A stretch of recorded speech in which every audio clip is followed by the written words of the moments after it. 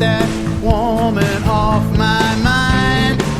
I've never been the broody kind, but there's still one thing makes me come alive. Yeah, I'm gone for a drive. The following podcast is rated D for dumb.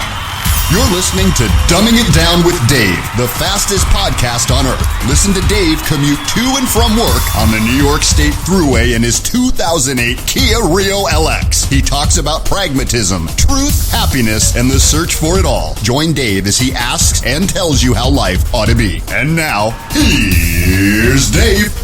Well, hello, everybody. Welcome to Dumbing It Down with Dave. This is Dave Canyon.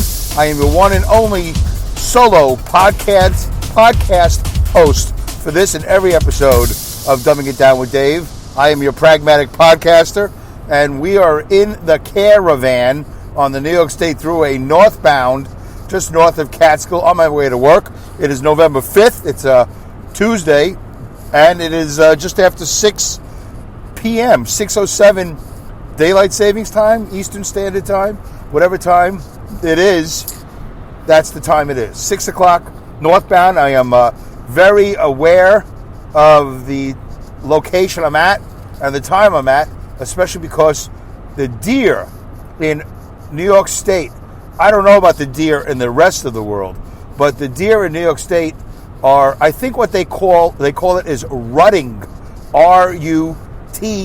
They are rutting. So there's sex involved in this. There's horniness involved in this. They're nuts. They're running around.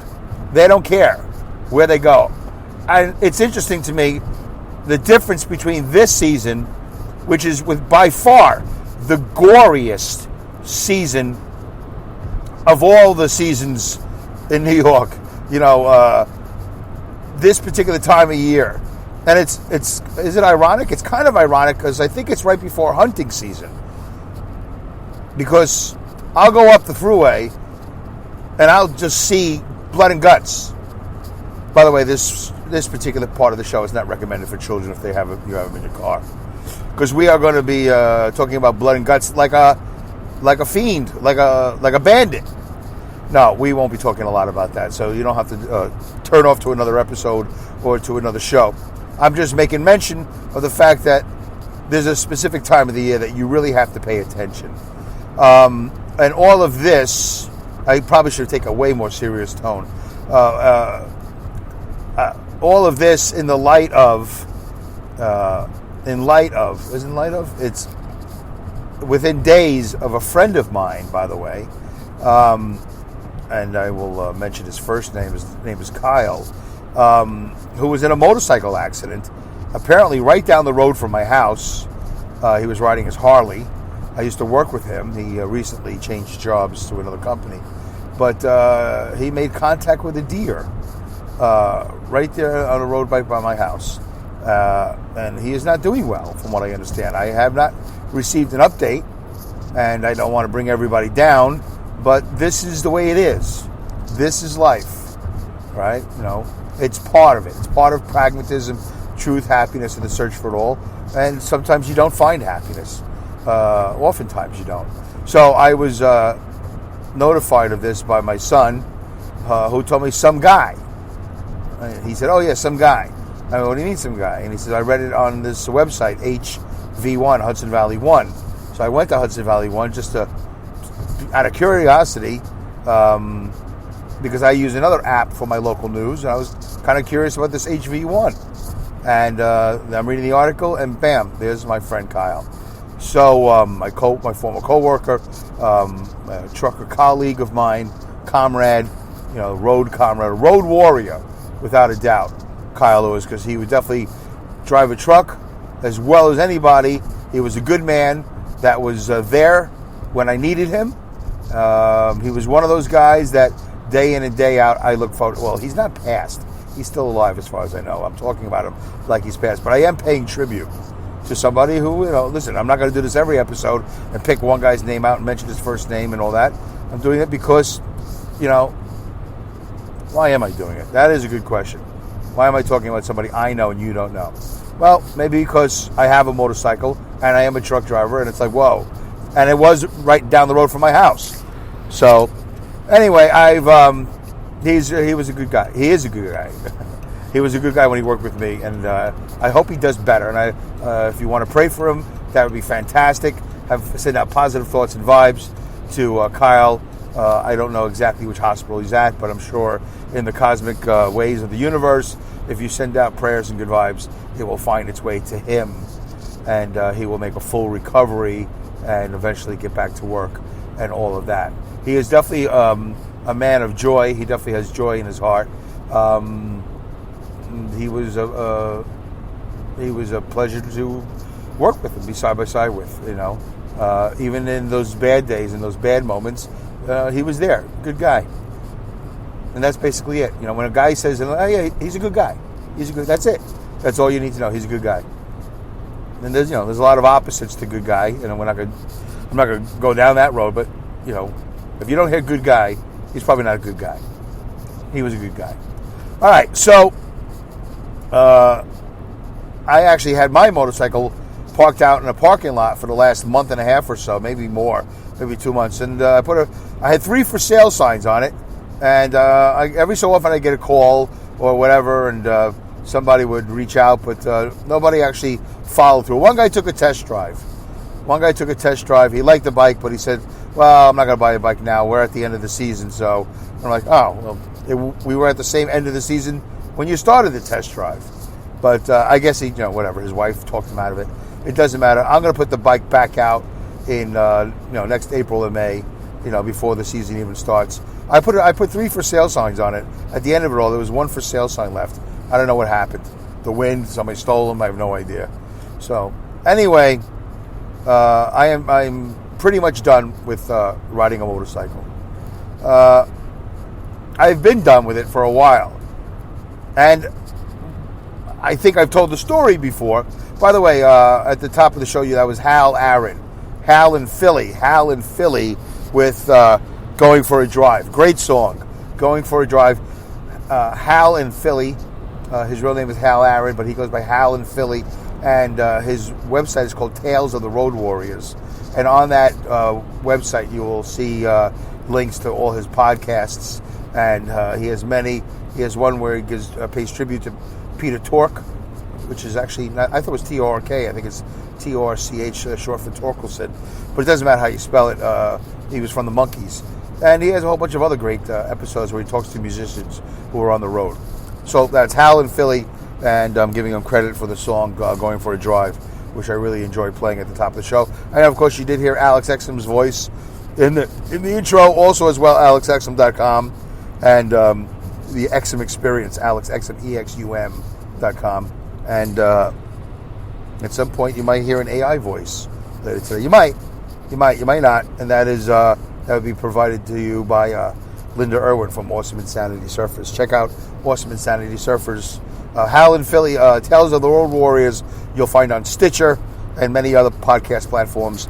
And Awesome Insanity Surfers, you'll find on Spreaker, iTunes, and also many other, or Apple Podcasts, as they like to call it, and many other podcast platforms. All right, so I spoke about Kyle. My best wishes to Kyle. Hope he has a speedy and very effective recovery. You got to be careful with the motorcycle, and you got to be careful. That's how it all started. I was talking about driving. It's dark now because of the daylight savings time. It's dark, and I'm very aware. I have to really. I can't look down. I can't look away. I am scanning left to right. I'm looking for eyeballs. I'm looking for any sort of reflection, because these guys will run. And they're fast, and they will run from one side of the thruway to the other. From east to west, they will run. North to south, whatever. They will make a dash for it. And they don't know. It's funny. Like, I see them often when I'm going down the road on the edge. They love to stand on the edge of the road for some reason. Like where the grass meets the road. Years and years and years ago, when I was training as a bus driver for Adirondack Trailways, I said, wow, why do they come out to the edge of the road? I mean, there's miles and miles of grass and woods. Like, you would think they would be in a constant search for solace. Where can we be alone where nobody sees us? Yet every night they migrate their way towards the end of the road. It's a very interesting thing that they do. Why do they come out at night alongside the thruway to the edge of the road, and in the morning you can actually see them sort of turning around, jumping fences and going back into the woods? It's interesting. I have a couple theories on that. Maybe I only have one theory. So anyway, I asked 30 some odd years ago, maybe more, 40 years ago, I don't remember, when I was in training for Trailways and I was still living in New York City. One of the guys on the bus said, oh, they like coming out to the edge of the road because the grass is saltier there. Tastes better from all the salt spreaders. And I went, really? And the guy went, no. I went, oh. Well, that would make sense, wouldn't it? They got the salt spreaders. If there's snow, you spread the salt, and the edge of the grass just has a little extra flavor, and the deer are hooked on it. They come out, they go, yeah, the grass over there is tastier. It's like restaurant-style grass. Yeah, baby. So, the stuff in the woods is just all tastes like pee and poop. When we get out to the edge of the edge of the road, it's like, whoa, got a different flavor, zest, a nice zesty zing with the salt on it. Anyway, so I guess that's not true. My theory is, and I'm sure it is true, is that, well, they were here before the thruway. And if it wasn't for the thruway, they would just walk across the road. But it wasn't a road. It was part of where they lived. Once upon a time, the New York Thruway didn't exist. It was just all, I don't know. I don't know how many, maybe there were houses that were on the thruway and they got displaced. I don't know. I don't know exactly what year it was done. I think it was done in the 50s or 60s where they built the entire thruway. I'm kind of curious how many people were living on this path that we now know as the New York Thruway. Maybe none, because Route 9 or 9W is the major routes. I don't know. I think those were in existence already. I'm not really sure. But anyway, that's New York State history, which I know nothing about. So that's my theory, that they're just trying to migrate. That's what they do. Deer walk. They eat and walk at the same time. They don't pee and walk. I've seen them pee. It's kind of funny to watch how they squat down with that tail right up in the air. They're like, oh, gotta pee right now. And they stand there for a long time. They empty out. They don't just take like a quick one, I'll do quick ones all night long just to make sure that I don't get caught in between stops, or to get stuck in traffic and go, oh great, now I got to pee. If I just took a quick one back there, I'd be okay, but now I'm in pain. But the deer seem to take a long time. And then when they drop their pellets, oh my god, the deer dung, is that what they call it? Holy cow. They're not big. They're all just teeny little pellets. I've never shot a BB gun or a pellet gun. I just assume it's the same size. That's how I remember it. I haven't stepped in a pile of deer dung in a long time, but they're always on my property. What a great show we're having, talking about my friend Kyle who ran into a motorcycle, and now we're talking about deer dung. Yeah, we go all over the place here on Dumbing It Down with Dave. Anyway, so I'm very aware, very, very aware. And right now, look, just now I just drove over a whole bunch of guts. It's all over the road, folks, New York State Thruway. So I don't know how they are in the rest of the United States. I know that, and in fact, even in New Jersey, there are parts of New Jersey, they actually have electronic signs that say, this is the season. Early on in on the turnpike when you enter, because I get on right before the George Washington Bridge going south, and there's signs that say warning. And I was like, where are the deer out here in New Jersey? And you know what? There are. And they hide. They hide during the day, and they come out at night.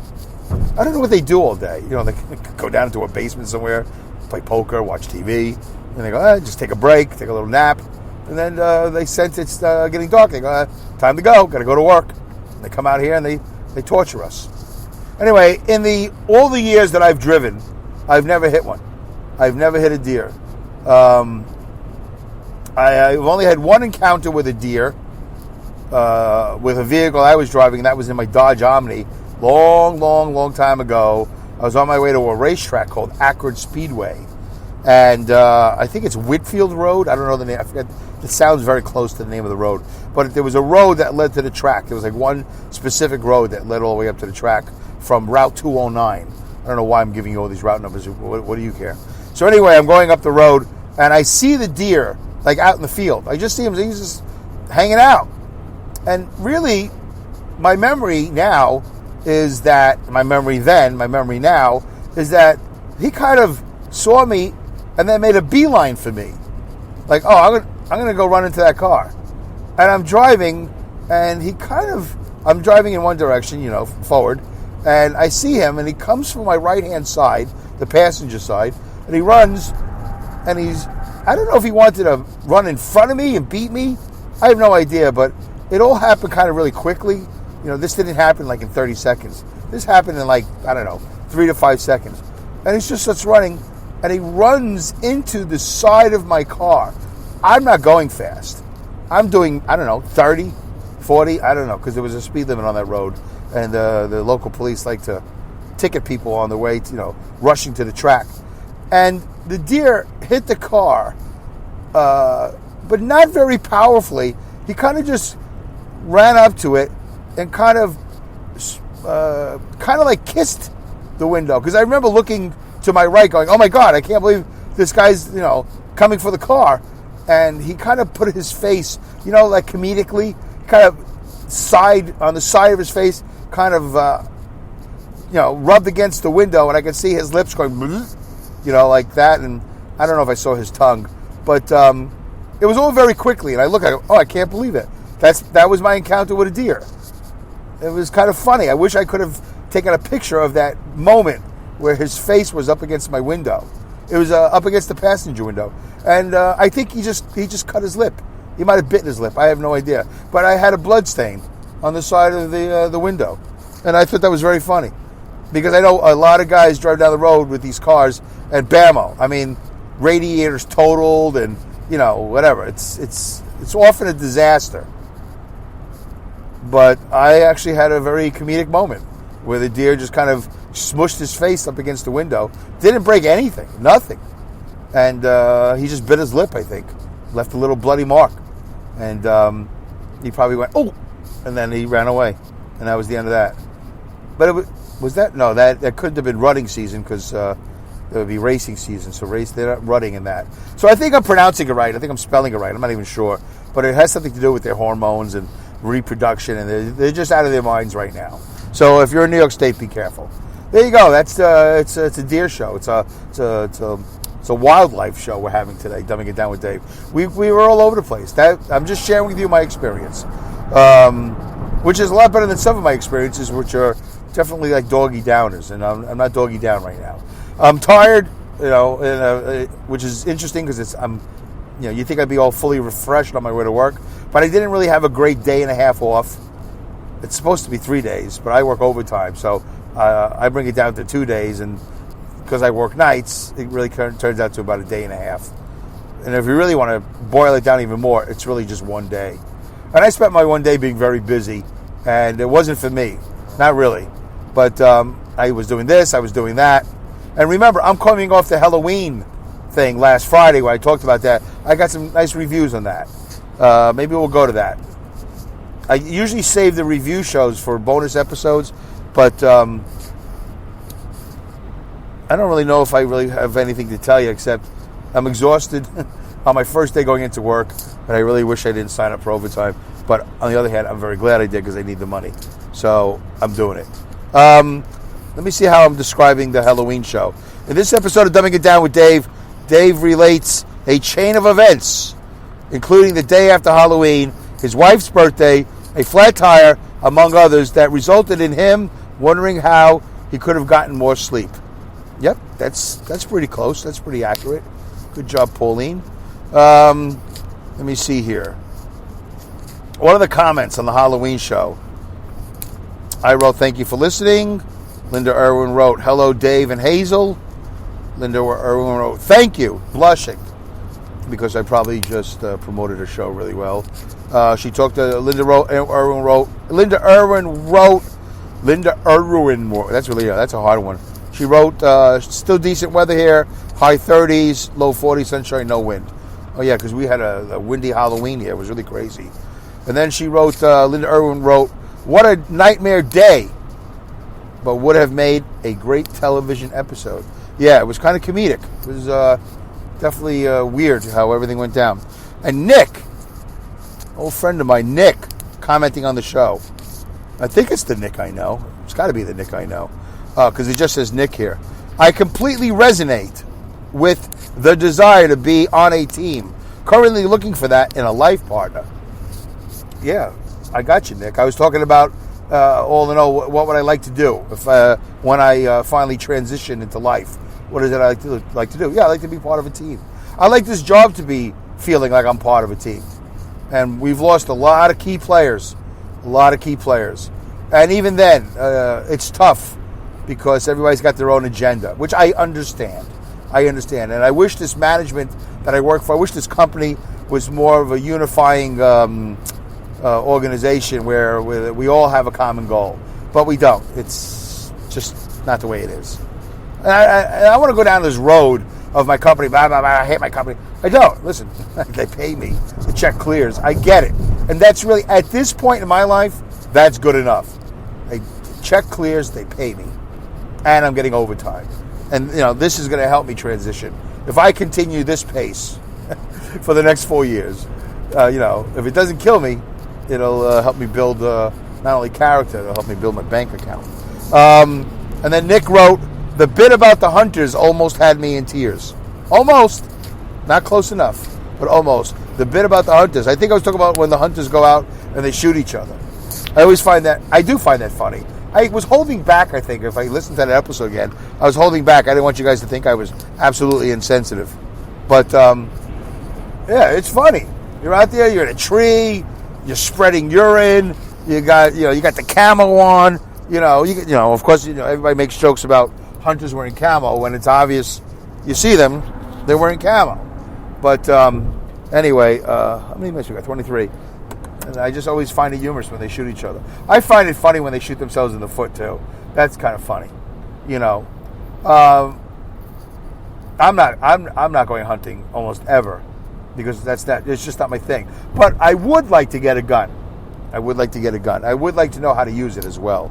All right, did I screw up this button here? Do we want to go back one more episode?